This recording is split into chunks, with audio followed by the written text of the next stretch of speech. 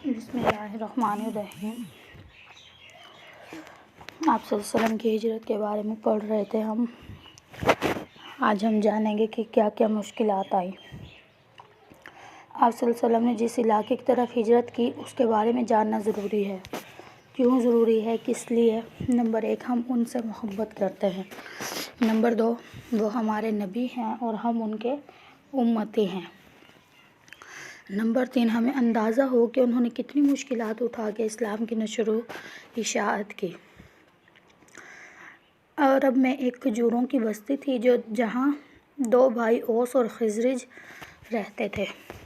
ان کی اہل اولاد بھی یہیں رہتی تھی۔ پھر ہوا یہ کہ یہودی کے 3 بڑے قبائل بھی یہاں آ گئے۔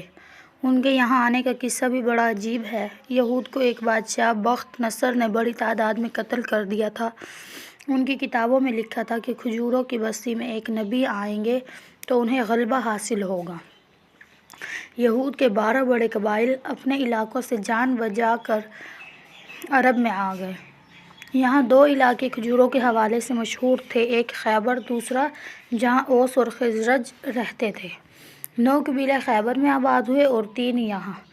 اوس و خزرج کے قبائل کے آمدن کا ذریعہ کھجوروں کے باغات تھے، جبکہ یہود قبائل تجارت کرتے تھے۔ ان میں اس وقت کا جنگی اسلحہ یعنی تلواریں، نیزے، تیر، کمان وغیرہ بنانے کا رجحان زیادہ تھا۔ اوس اور خزرج کے درمیان اکثر لڑائیاں وغیرہ ہوتی رہتی تھی۔ پھر وہ اپنے دوست یہودی قبائل میں جاتے اور ان سے مہنگے داموں اسلحہ خریدتے، حتیٰ کہ کئی سال کی فصل ہونے تک انہوں نے اس کو بہت زیادہ فصل کو گروی رکھوا کر اسلحہ لے لیا۔ اس طرح یہودی ان کی لڑائی سے فائدہ اٹھاتے رہے۔ مثلاً خزرج والے جب کنکات اور نذیر کے پاس جاتے ہیں کہ ہمارے اس سے لڑائی ہوگی اور آپ ہمیں اتنا اسلحہ دے دو، تو وہ 10 کی جگہ 100 مانگتے۔ جب وہ کہتے کہ ہمارے پاس اتنا مال نہیں تو وہ انہیں کہتے کہ تم آئندہ 5 یا 10 سال کی کھجوریں ہمیں دے دینا تو ہم تمہیں اسلحہ دے دیتے ہیں، تو وہ مان جاتے۔ اس طرح اوس والے قریظہ سے اسلحہ کے لیتے۔ انسان کی جب لڑائی ہوتی ہے تو انسان غصے سے پاگل ہے، اسے اپنے اچھے اور برے کے نتیجے کی پرواہ ہی نہیں۔ یہی حال اوس اور خزرج کا بھی تھا۔ لڑائیوں میں ان کے بندے بھی مارے جاتے اور کئی سال ہونے والی فصلیں بھی یہود کو دے دیتے۔ اسی طرح یہود آرام سے بیٹھ کر کھاتے اور جب اوس و خزرج کو کھجوروں کی ضرورت ہوتی تو انہی کی فصلیں انہیں سود پر دے دیتے۔ اسی لیے جب بھی ان دونوں قبیلوں کی لڑائی ختم ہونے لگی تو یہودی قبیلے انہیں بھڑکا کر پھر لڑا دیتے۔ ان مسلسل لڑائیوں کی وجہ سے پورا عرب ہی اس علاقے جسے یثرب کہتے تھے اس سے تنگ تھا۔ اور اوس اور خزرج والے بھی خود پریشان تھے، مگر مسئلہ یہ تھا کہ بلی کے گلے میں گھنٹی کون باندھے، یعنی آگے بڑھ کر مستقل لڑائی کا خاتمہ کون کرے۔ جو بھی ایسا کرتا اسے بعد میں بزدل کہا جاتا، لڑائی سے بھاگ گیا ہے۔ حالانکہ چاہتے دونوں ہی تھے کہ لڑائی ختم ہو جائے۔ اب ہوا کچھ یوں کہ اوس اور خزرج کے بڑے بڑے سردار بیٹھے اور انہوں نے فیصلہ کیا کہ جب بھی لڑائی ہوئی اس کی وجہ ضرور ہوتی ہے۔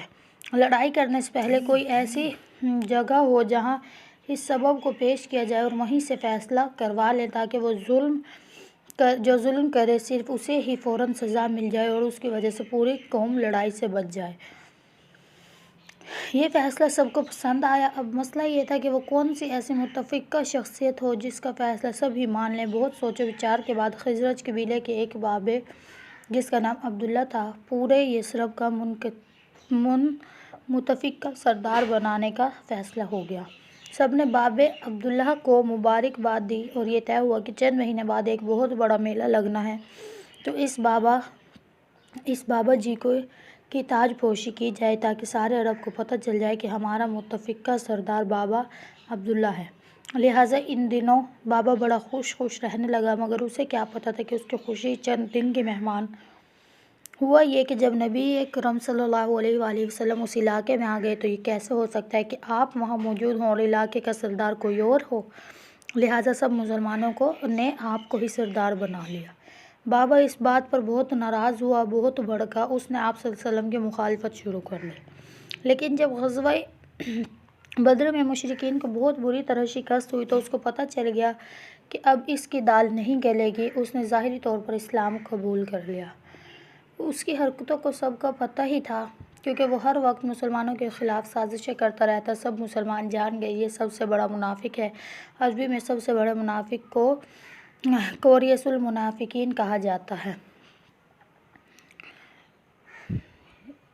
سب سے بڑے منافق کو کیا کہا جاتا ہے؟ یہاں پہ آپ سے اگر کوئی پوچھے تو اس کو کیا کہا جاتا ہے؟ اس کو کہا جاتا ہے رئیس المنافق۔ جب بابا کو یقین ہو گیا کہ میرے بارے میں سب ہی شک کرتے ہیں تو اب اس نے یہ کرنا شروع کیا کہ نماز کے بعد اونچی اونچی کہتا کہ محمد سچے رسول ہے۔ سب لوگوں کو پتہ تھا کہ یہ اوپر اوپر سے لگا ہوا ہے۔ اس زمانے میں ہر مسلمان 5 وقت کی نماز پڑھتا تھا، بلکہ تہجد بھی، سبحان اللہ۔ اور آج مسلمانوں کو پتہ نہیں کیا ہو گیا، وہ نماز سے بھاگتے ہیں، نماز نہ پڑھنے کے بہانے بناتے ہیں۔ اللہ پاک ہمیں سنت کے مطابق 5 وقت کا پکا نمازی بنائے۔ لہٰذا جو خود کو مسلمان کہتا اور مسجد میں نہ آئے تو اس کے بارے میں لوگ شک کرتے کہ یہ مسلمان نہیں رہا۔ اس لیے بابا اور اس کا ٹولہ مسجد میں نماز پڑھنے آتے، لیکن یہ کام انہیں بڑا مشکل لگتا تھا۔ بالخصوص فجر اور عشاء میں نیند قربان کرنا اور عصر کے وقت کاروبار چھوڑ کر مسجد جانے سے تو ان کی جان ہی جاتی۔